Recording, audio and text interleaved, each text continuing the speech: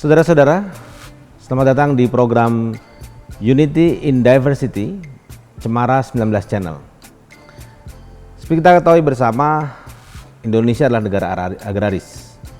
Ya, pertanian itu menjadi satu aktivitas yang sudah lekat dengan bangsa ini ya ratusan tahun lamanya. Dan pertanian itu identik dengan pedesaan, dengan orang-orang tua, ya. Dan ini saya kira mitos yang mau didobrak oleh mereka-mereka yang sekarang bergulat di apa yang disebut sebagai urban farming. Bertani di perkotaan, di lahan yang terbatas, dan juga pegiatnya banyak dari anak-anak muda. Di antara kita sudah hadir ya, dua narasumber yang sudah bergulat lama di urban farming. Ada Mas Hardian, ada Mas Apit. Nah, tapi sebelumnya kita ngeteh dulu, nah, biar ngomongnya santai.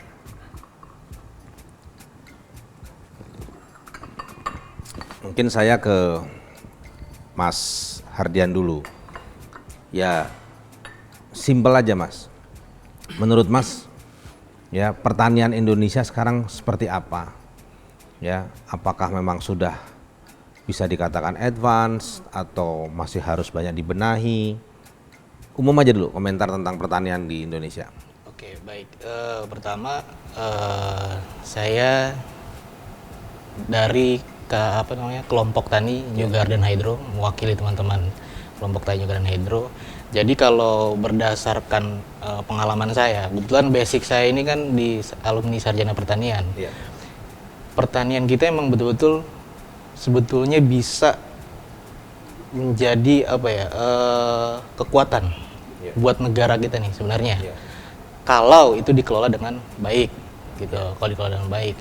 Nah, di masa pandemi ini buktinya bahwa yang bertahan itu hanya sektor pertanian.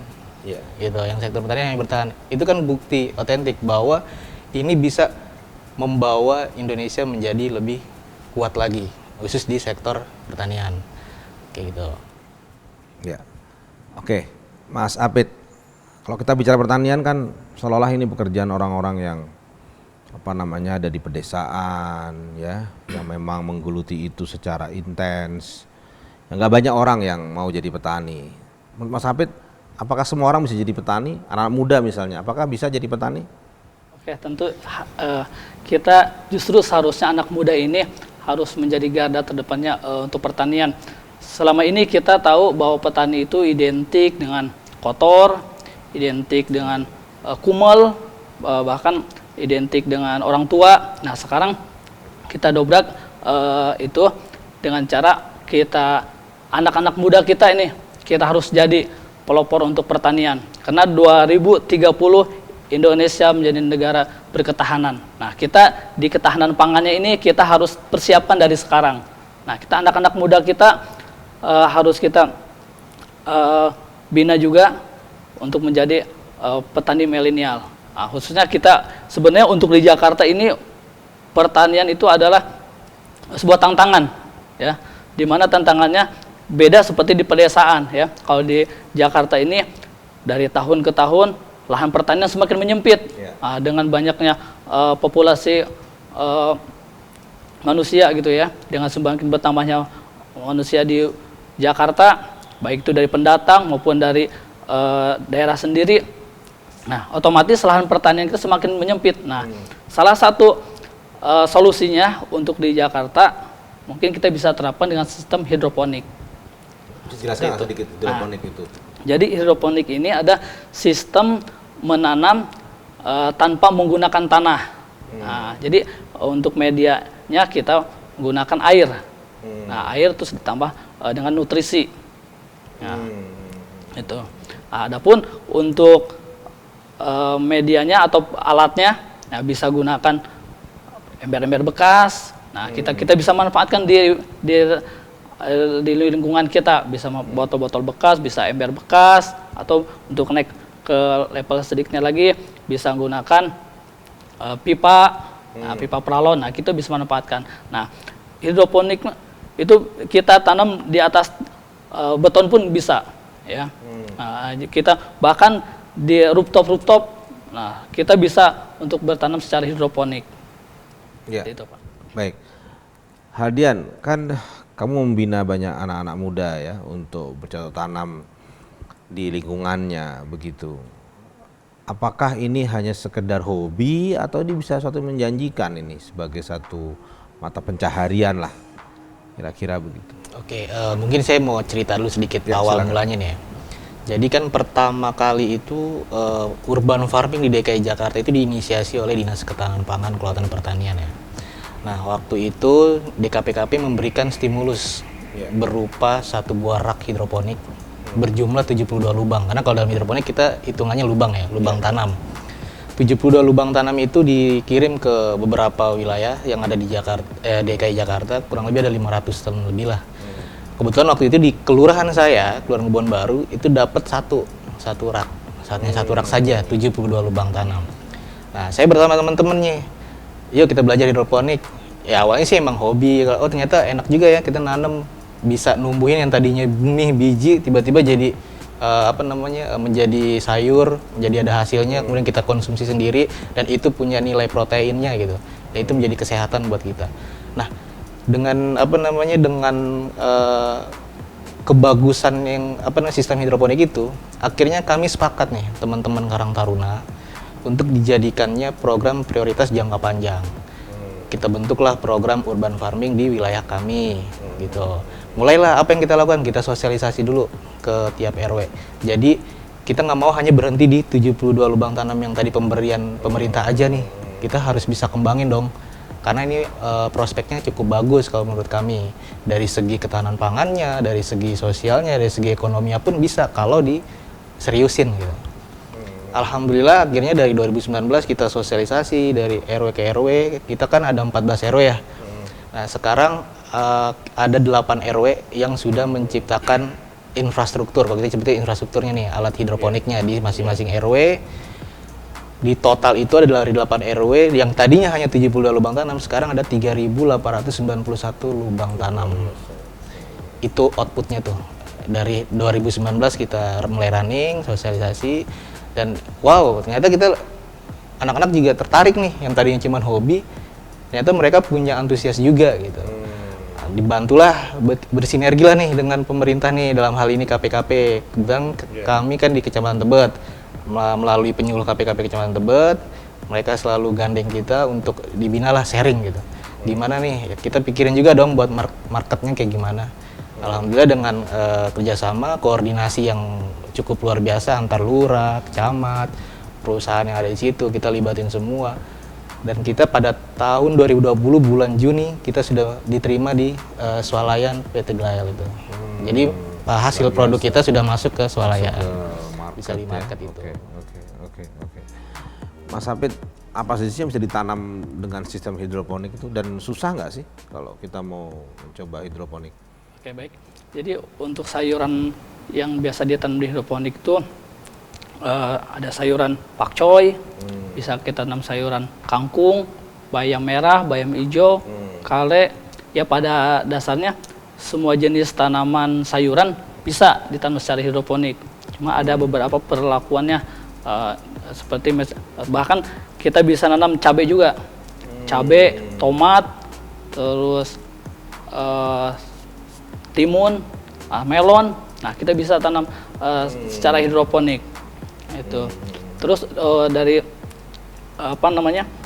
dari segi perawatannya, nah yang paling menentukan sih dari proses penyemaiannya. Nah itu yang paling kita sebenarnya melatih kesabaran tuh di penyemaiannya. Kenapa? Soalnya kita memasukkan satu seed gitu, satu benih ke rokulnya itu. Nah itu kita harus telaten juga, harus sabar juga di situ. Terus proses penyemaian. Nah tapi kalau setelah proses penyemaian pindah ke rak tanam, nah itu kita tinggal cek kondisi airnya aja yang di bawah. Kondisi airnya di tendon sama cek nutrisinya. Nah, ada alatnya namanya TDS dan pH meter. Jadi kebutuhan nutrisinya itu kita cek seminggu sekali. Soalnya usia baby, usia remaja, dewasa, itu ada porsi makannya masing-masing. Ada kebutuhan nutrisi masing-masing. Jadi tidak semua sayuran itu dipukul rata nutrisi. Jadi ada kebutuhan nutrisi masing-masing. Contohnya ada jenis sayuran yang dilalap dan di sayur. Nah, itu kebutuhan nutrisinya beda. Jadi nanti ada alatnya juga, di situ nanti ada dicek juga nutrisinya. Nah, misalnya kayak kangkung dan sawi. Nah, itu di minggu pertama itu 1040, nanti minggu kedua naik lagi nutrisinya 1200, 1300 sampai mentok di 1400. Nah, terus bagaimana efeknya nih kalau misalkan kebanyakan nutrisi? Nah, biasanya kalau kebanyakan nutrisi, efek ke sayurannya itu dia gosong. Di bagian di samping-sampingnya itu terlihat kering gitu. Nah, juga rasanya itu bisa pahit juga kalau kebanyakan nutrisi. Nah, tapi kalau misalkan kurang nutrisi, nah sayuran hidroponik yang kurang nutrisi itu dia terlihat agak kekuning-kuningan daunnya, jadi nggak hijau. Nah, itu akibat kekurangan nutrisi. Nah, gimana biar nutrisinya itu pas dan tepat sesuai kebutuhannya? Nah, itu ada alatnya namanya TDS meter, yang satuannya itu ppm 4 per milion. Jadi kita mengetahui partikel nutrisi yang terlarut di dalam air itu. Kan Jakarta banyak rooftop ya, kantoran, mall segala macam. Itu bisa juga dimanfaatkan untuk hidroponik. Iya, bisa itu untuk. Sudah banyak juga yang Iya, alhamdulillah. Iya. Nah, itu instalasinya sama saja dengan kalau kita hidroponik di rumah atau di lingkungan. Sama aja. Sama saja. Paling tergantung ininya skalanya gitu. Kalau kan ada skala hobi, skala rumahan, bahkan ada skala industri.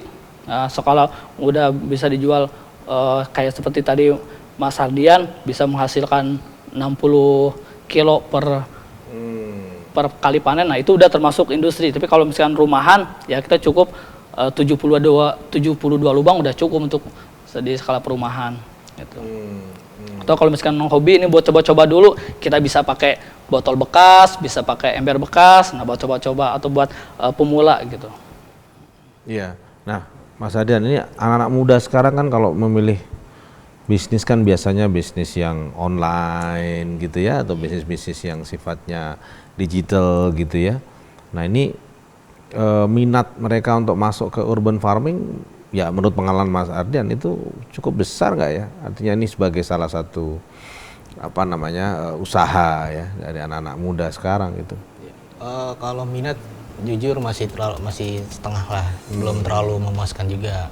Mungkin karena keterbatasan pengetahuan mereka nih bahwa ini prospeknya bagus gitu. Jadi di wilayah saya pun dari 14 RW itu hanya beberapa aja sih, nggak terlalu banyak yang tetap konsisten ke urban farming. Padahal kalau misalkan mereka mau jeli nih ngelihat, ini luar biasa prospeknya. Intinya kan pertanian 60 kan ya. kilo sekali panen. Sebulan ya, sebulan 60 kilo. Nah, itu masih kecil sebenarnya, Pak. Padahal kita bisa produksi lebih besar dari itu.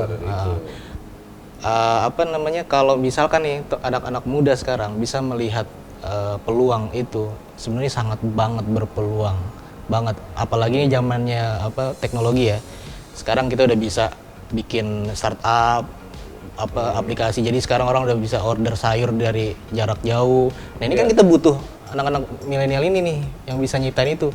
Kalau kita yang orang tua mungkin udah males lah yang yang petani-petani konvensional. Nah, kita bisa tuh beli mungkin ke kampung, membeli produk-produk petani yang konvensional. Kita sebagai platformnya, kita sebagai kendaraan untuk marketnya, itu bisa. Sebenarnya banyak ide gitu. Ya, Mas Hardian, tadi kan sempat kita bicara bahwa sudah ada hilirisasi kan. Jadi ini nggak cuman kita nanam saja, tapi juga memiliki produk-produk turunannya. Ini apa yang sudah Mas Hardian lakukan? Kalau dari kami, alhamdulillah kita sudah menciptakan produk turunan. Ada pertama kan kita menanam 3 komoditi unggulan nih. Ada kangkung, bayam, dan pakcoy, sawi pakcoy.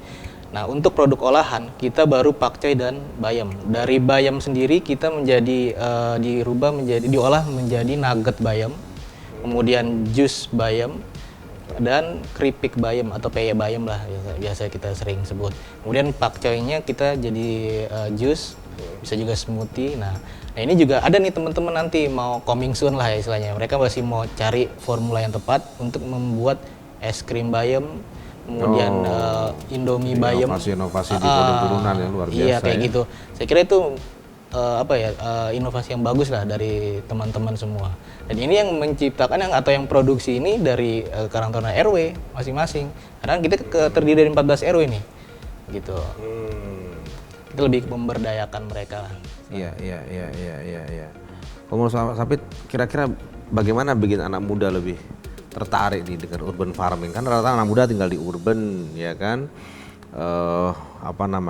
Punya lahan terbatas, ya. Bisa kan sebenarnya mereka melakukan itu? Apa sih yang bikin mereka, apa yang bisa membuat mereka lebih tertarik lagi gitu di urban farming? Paling kalau menurut saya di urban farming itu kita ciptakan wisata edukasi.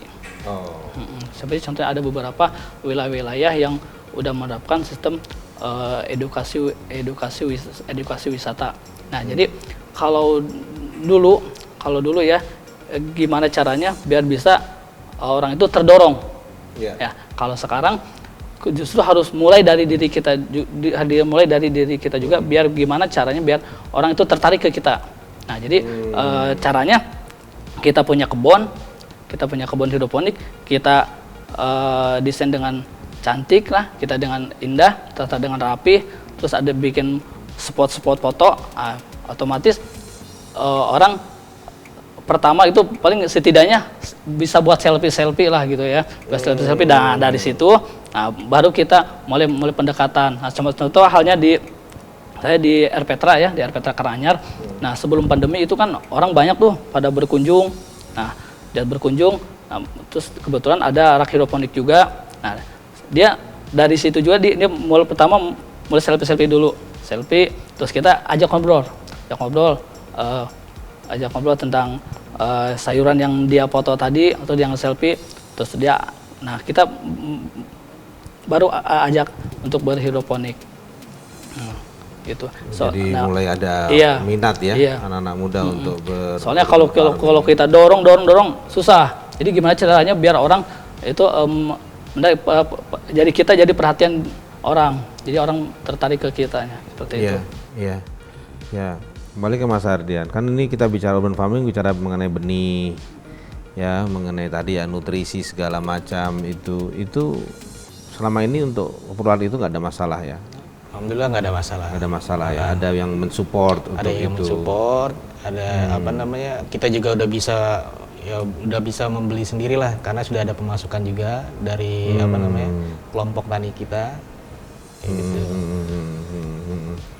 Nah, itu ada manajemennya untuk bagaimana memastikan bahwa ini semua berjalan dengan baik sampai pada pemasaran, hilirisasi, itu ada satu manajemennya. Iya, ada. Makanya oleh karena itu kita bentuk kelompok tani nih khusus. Tadinya kan kita namanya itu Karang Taruna ya, mengatasnamakan Karang Taruna.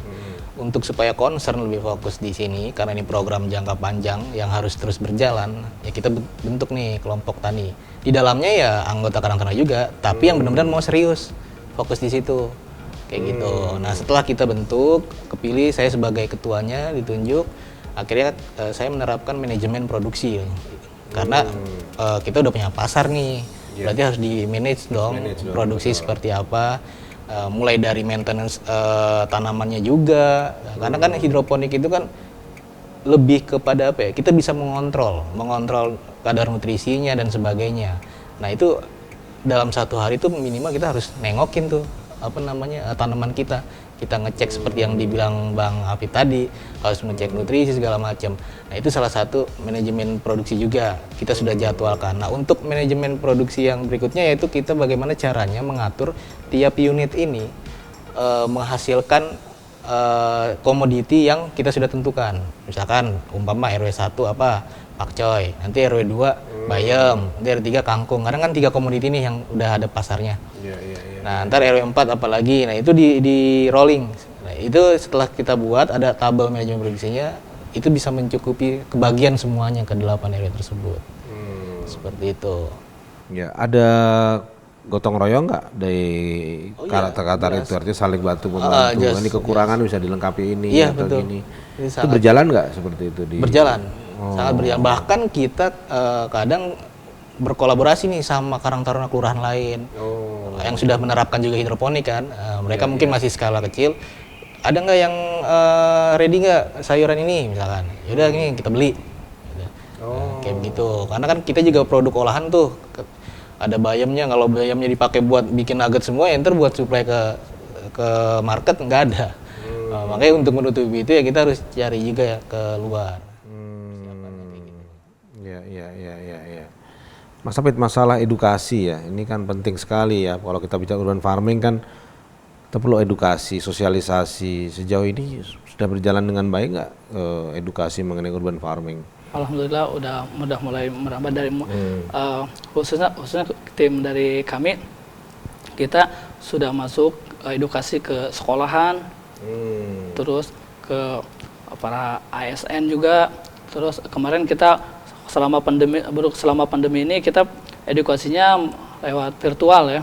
Nah kemarin ada dari Asosiasi Pekerja Astra, nah jadi pekerja Astra kita edukasi secara virtual.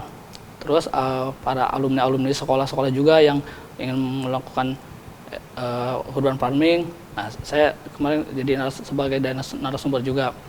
Nah, kita di Balkot Farm, nah di Balai Kota, nah itu kan lingkupnya DKI. Nah di situ banyak sekali ASN yang lalu lalang.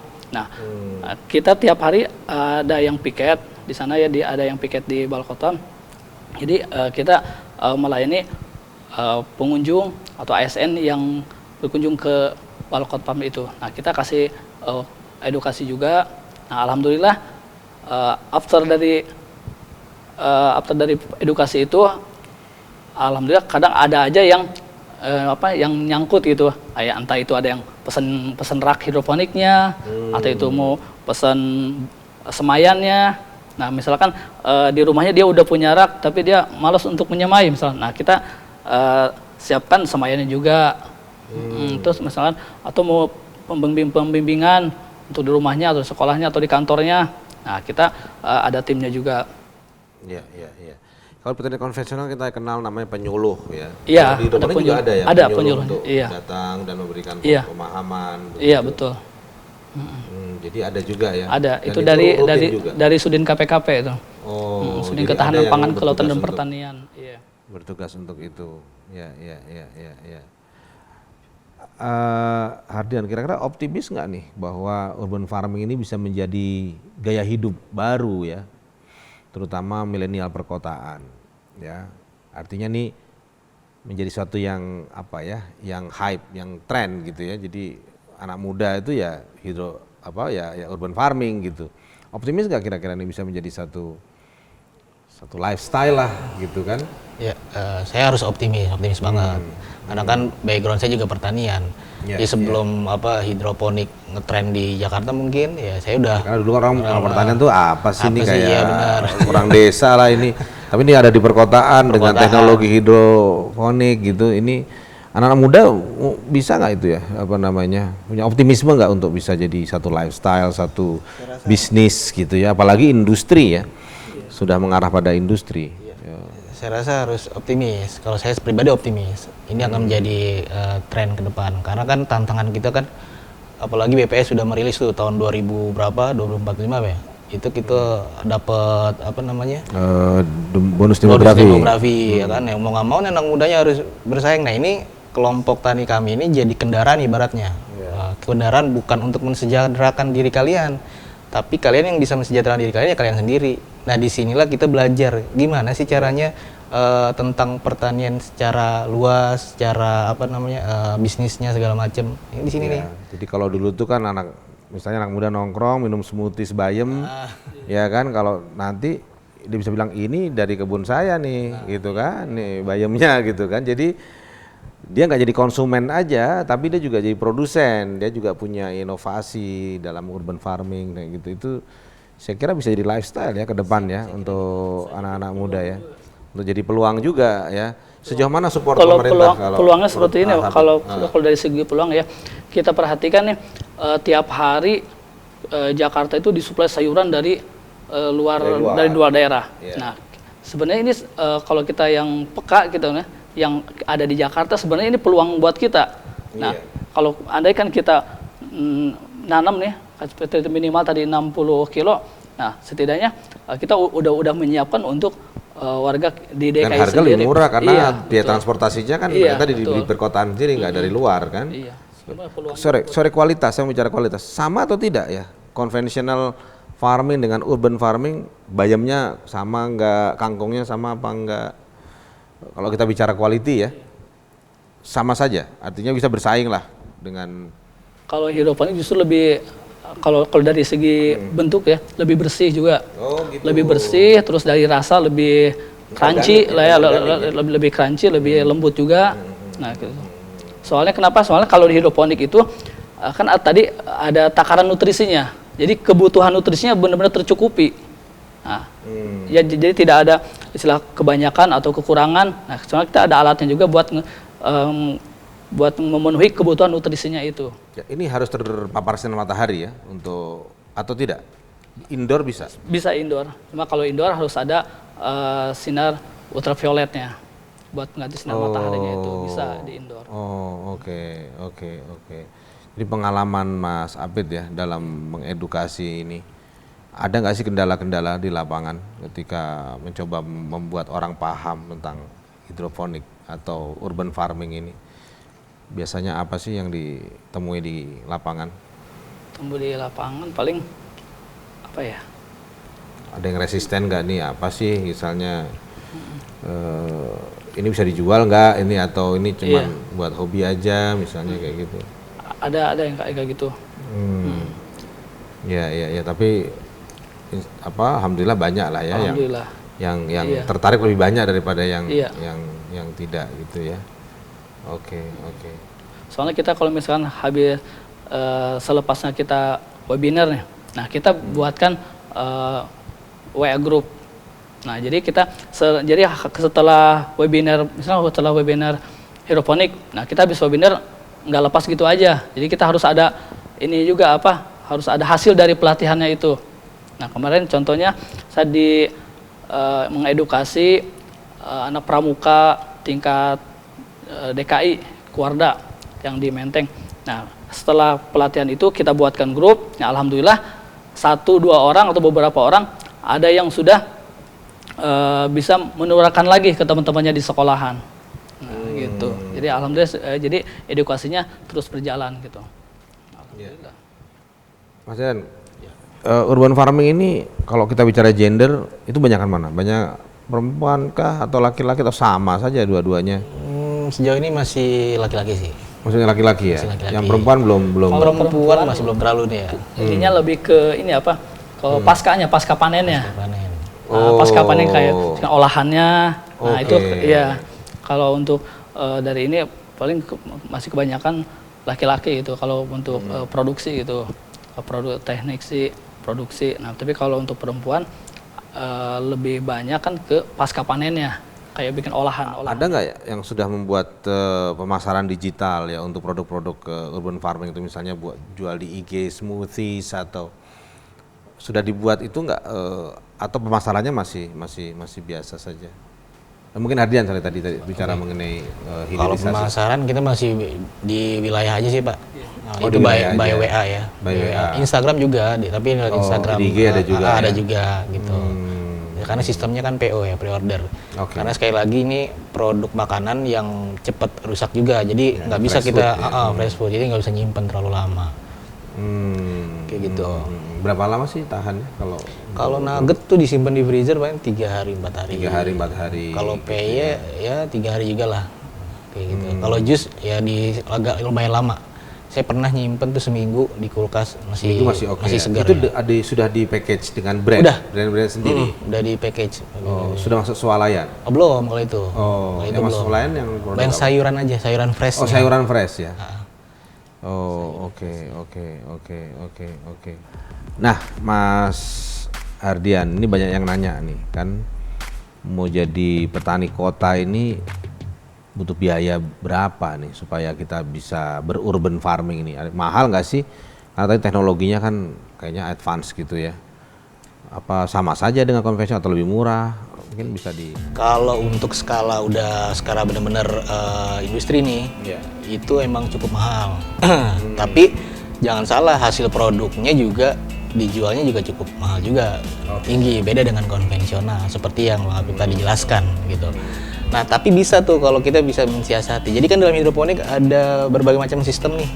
Ada sistem DFT, pakai pipa paralon atau pakai talang itu kan, talang air. Itu kan talang aja 1 meter udah berapa ratus ribu.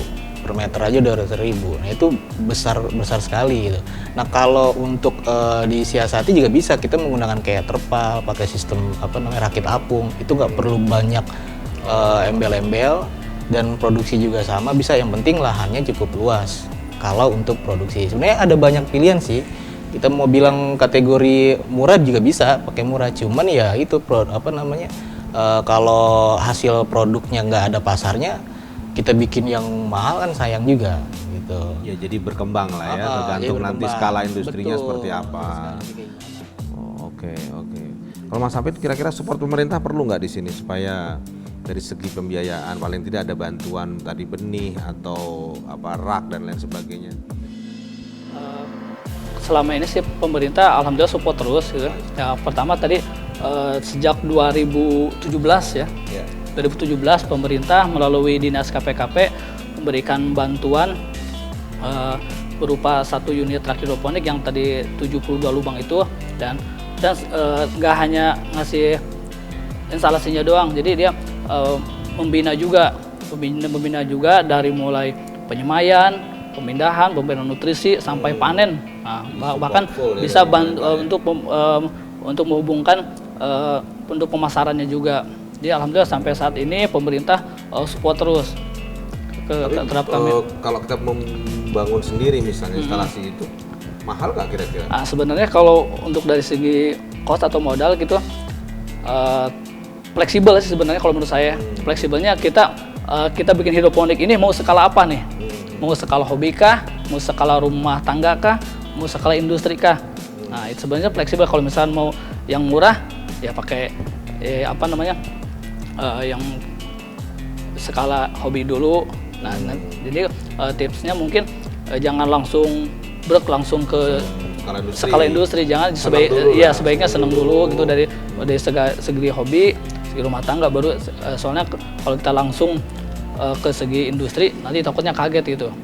Ya Belajar dari awal pelan-pelan lalu naik. Jadi nanti kalau misalkan kan kalau hidroponik itu orang juga pasti melihat semakin bagus kualitas sayurannya, otomatis penjualannya juga bakal meningkat gitu. Iya, semakin bagus pasti semakin diminati oleh pasar. Oke. Indonesia adalah negara agraris, negara pertanian, dan ternyata anak-anak muda membuktikan bahwa pertanian itu tidak sulit, murah, dan bisa dilakukan di perkotaan dengan lahan yang terbatas. Kita berharap bahwa urban farming akan terus berkembang, ya, dari hobi bisa naik ke skala rumah tangga, bahkan menjadi industri, menjadi satu bisnis perkotaan anak-anak muda yang menjanjikan. Dan jangan lupa bahwa merekalah anak-anak muda ini yang menjadi tulang punggung ekonomi bangsa kita di kemudian hari melalui pertanian di perkotaan. Sampai jumpa di program Unity in Diversity Cemara 19 Channel.